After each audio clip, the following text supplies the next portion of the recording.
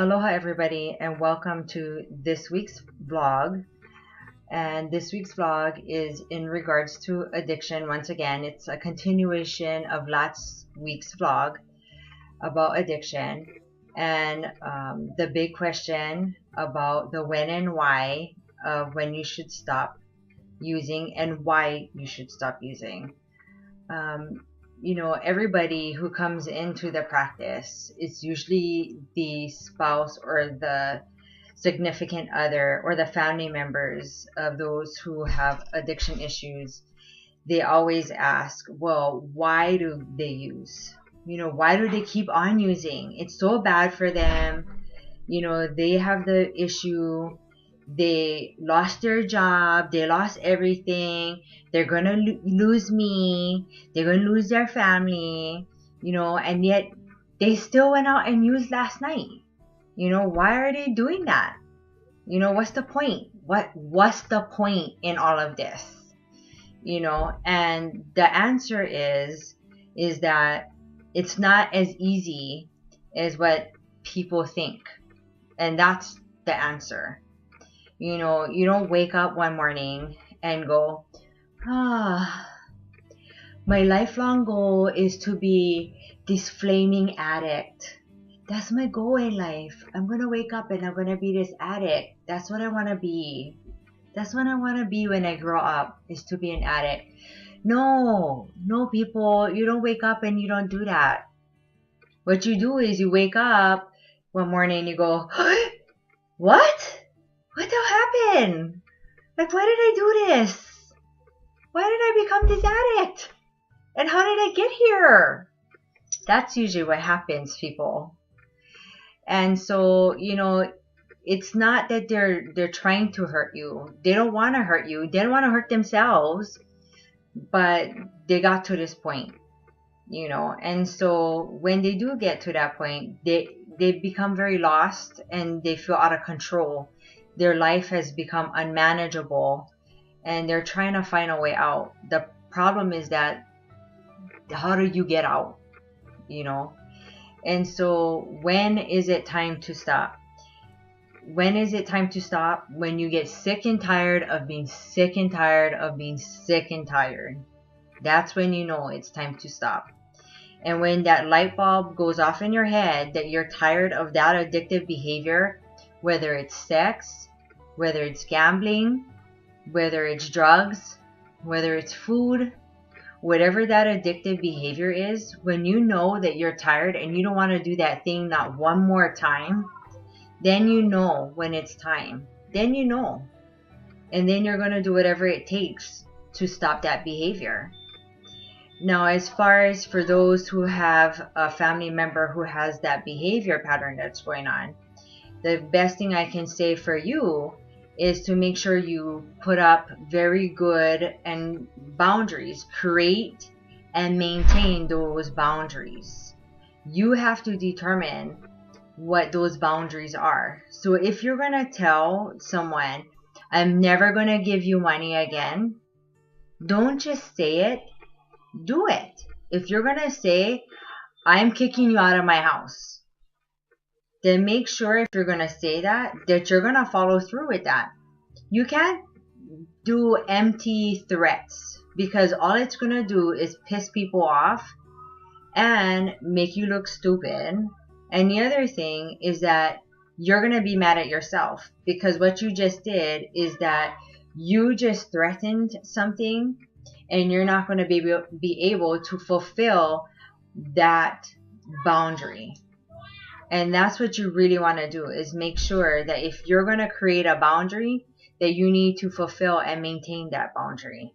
It's important for the person who has addictive behavior, and it's important for you as an individual.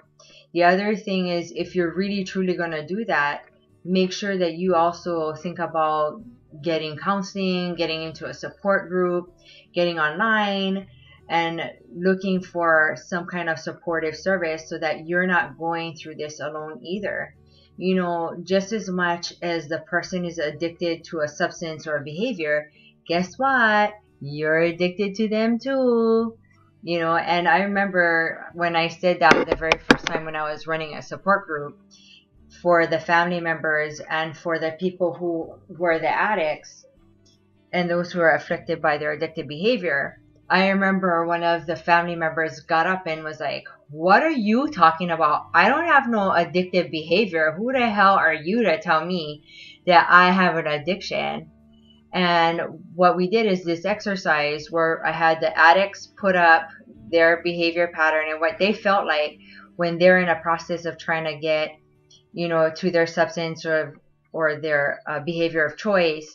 And then I had the family members put their feelings up when they couldn't find their family member or their addict. And it was interesting because when they went and put up on the board what was going on through their mind when they were both going through that process, guess what? It was exactly the same. What? What do you mean it's exactly the same? That's right, exactly the same. Because guess what? You can be addicted to a person. Because that is codependency. What you mean codependency? Yeah, you can be addicted to people. Whoever thought you could be addicted to people? Yeah, see, like I told you before, you can be addicted to almost anything. In fact, you can be addicted to anything, even people. And that's the whole point of this. For every great addict, they have a great codependent right next to them. Because guess what? In order for them to continue their addictive behavior, there needs to be somebody right next to them to help let them continue their addictive behavior, their dysfunctional behavior, and aka codependent person. Hi, nice to meet you. Hi, I'm the addict. Who are you? Oh, hi, I'm the codependent. Hi. Yeah, exactly.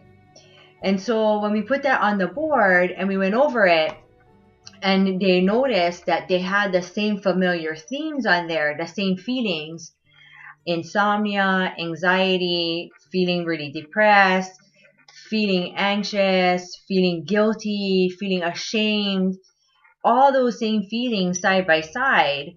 When one, the addict couldn't obtain their substances or addictive behavior of choice, family members, significant others, when they couldn't find their addict, boom, all of a sudden, it all made sense to them. It all of a sudden made sense, and they realized, wow, they're going through the same things that I'm going through. And all of a sudden, they started to realize that maybe, just maybe, I needed to go get help too. Because I'm not that much different as they are. And that's the point in all of this. So when do you get help? Why should you stop? When you're ready. When you realize that I'm sick and tired of being sick and tired. That's when you do what you gotta do. That's when you need to change. That's when you want to change. That's when it makes a difference. So this is the vlog for the week. Hope you learned something. Until next week, you guys. Mahalo for watching. Have a great week.